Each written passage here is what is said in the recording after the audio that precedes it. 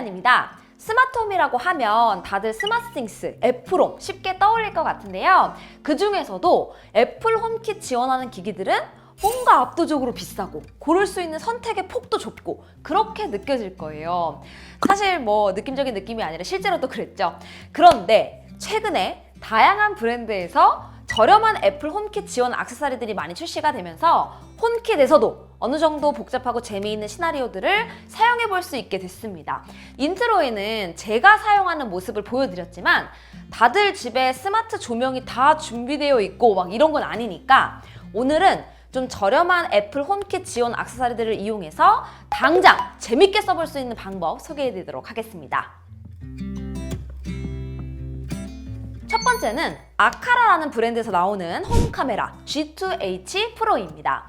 생각보다 잘 모르시는 분들이 많은데 애플 홈 앱에서 자체적으로 홈킷 카메라를 지원하고 있고요. 당연히 이 제품은 애플 홈에 있는 홈 카메라의 모든 기능을 사용할 수 있는 제품입니다.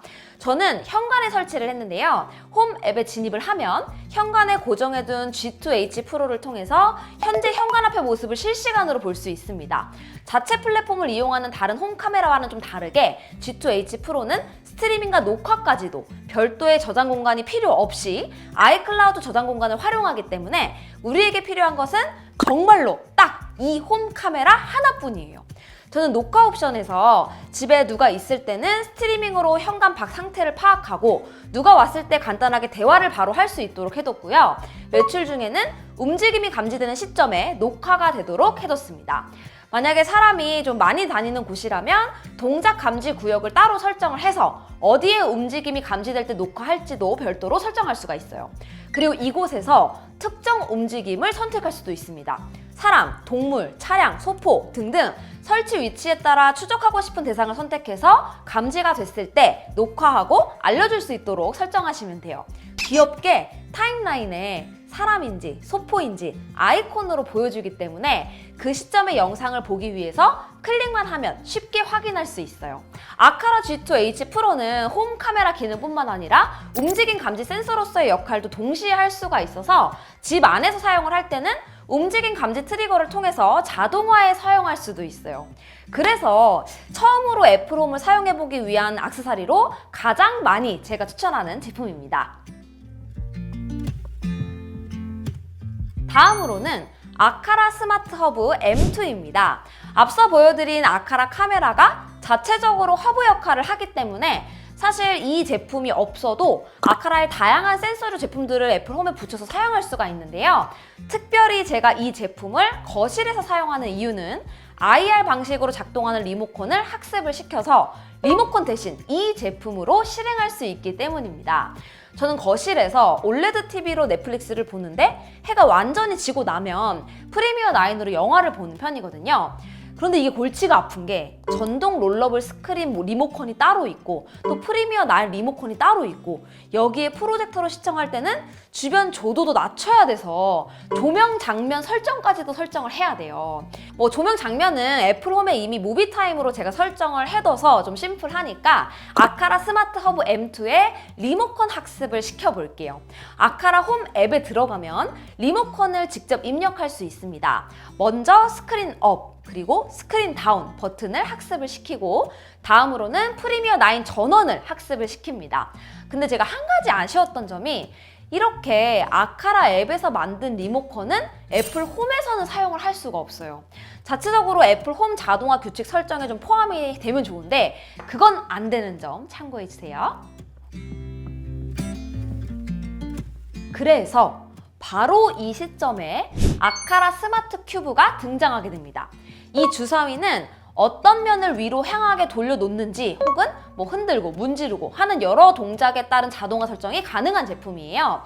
제가 이 큐브를 사용하기로 한 이유가 이 제품은 애플 홈에 등록해서 자체적으로 1번부터 6번 면까지의 자동화 규칙을 설정을 할 수가 있고 또 이것과는 별개로 아카라 홈 앱에서 다시 1번부터 6번까지의 if this then that을 설정을 할 수가 있어요.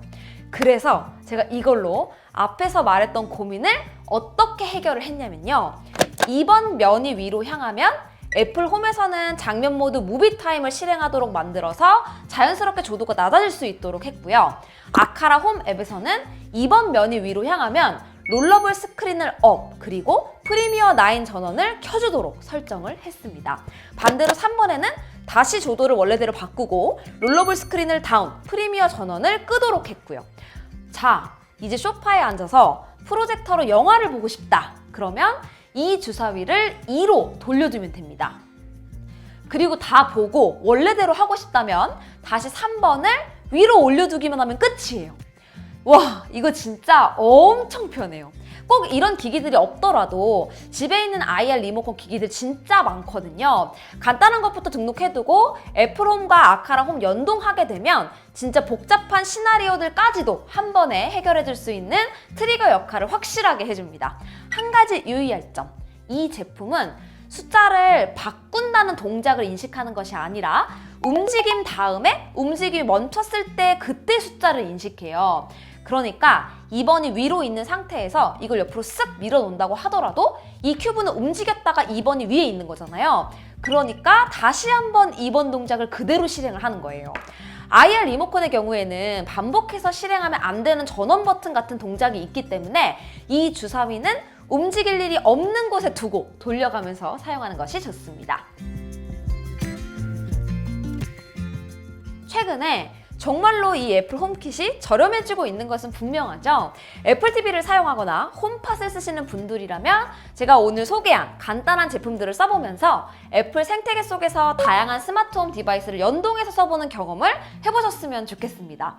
별도의 앱으로 각각의 디바이스를 제어하는 것보다 훨씬 더 자연스럽게 사용할 수 있고 활용도도 높아지거든요. 메터 표준에 대한 이야기도 제가 준비 중이니까 기대 많이 해주시고요. 다음번에는 조금 더 복잡한 시나리오들도 제가 한번 소개하도록 하겠습니다. 그럼 저는 다음 영상에서 또 인사드릴게요. 안녕히 계세요. 사실 집안에 있는 조명들을 다 스마트 조명으로 바꾸는 건 너무 힘든 일이잖아요. 그리고 비싸기도 하고. 그러다 보니까 다음 영상에서는 제가 스마트 조명이 없더라도 그냥 집에 있는 조명을 활용해서 할 수 있는 것들을 좀 가지고 오도록 할게요. 기대 많이 해주세요.